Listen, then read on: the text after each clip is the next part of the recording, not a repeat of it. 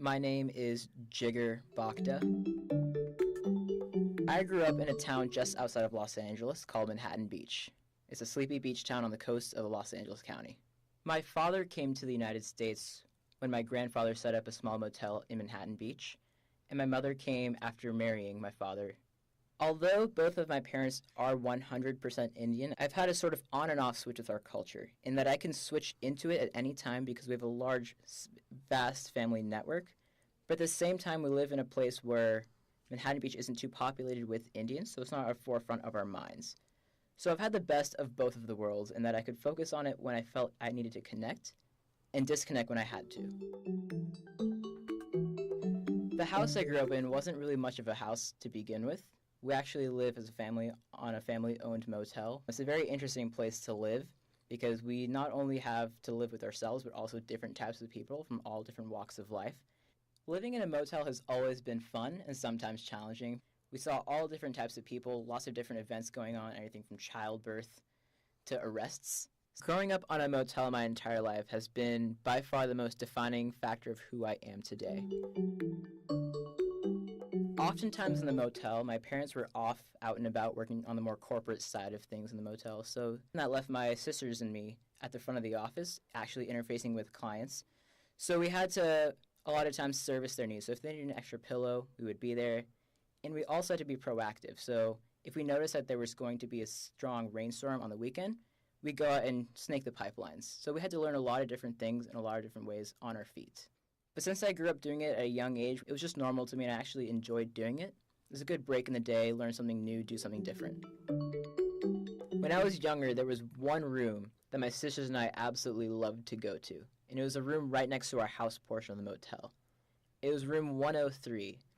And the reason we liked that room was because it was a massive room that was essentially a smaller house. Oftentimes during New Year's, my cousins that lived in Whittier, California, also came over and spent the night and sort of sleepover in room 103. So I have a very personal tie to that room. As I grew up, my priorities started to change. I no longer focused on going to room 103 to have fun, but I needed a quieter place to get my academics rolling. And that's the real good benefit of having a motel, in that there's always at least one room that's empty.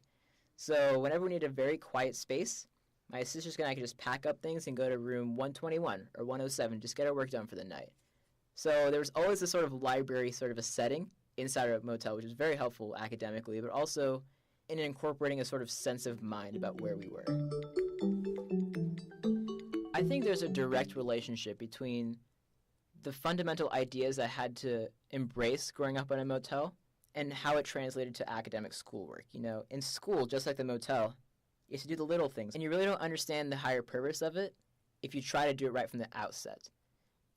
I understood that you just have to grind out for a little bit before everything starts to fall into place. I was never too focused on why am I doing this, and the approach I took was more along the order of I will do this until it makes sense. When I was applying to colleges, I had the mentality that the more the better, because I knew it was a very difficult process. So I never really spent the time to get to know a school before I applied. Middlebury just made the list. That being said, when I was accepted to Middlebury and went to preview days, I had the weirdest and strangest feeling when I walked on Middlebury for the first time. I could sort of see myself taking the same footsteps that I was at the time taking, just 6 months in the future. No other college gave me that feeling of, this is how it has to be. When I told my parents after I returned from preview days that I was going to commit to Middlebury, they were of course supportive, but I had a large slew of questions my way, such as, do you know what the weather is like? Do you know what Vermont's even like? Where is Vermont? And once I explained to them that I felt this strong tether even from Los Angeles to Middlebury's campus, they knew that I was going to go nowhere but Middlebury. Whenever I fly back home to Los Angeles, nothing has changed. The motel's still running, and I'm back there to do the same stuff, help around the house, do everything I can to make it keep going.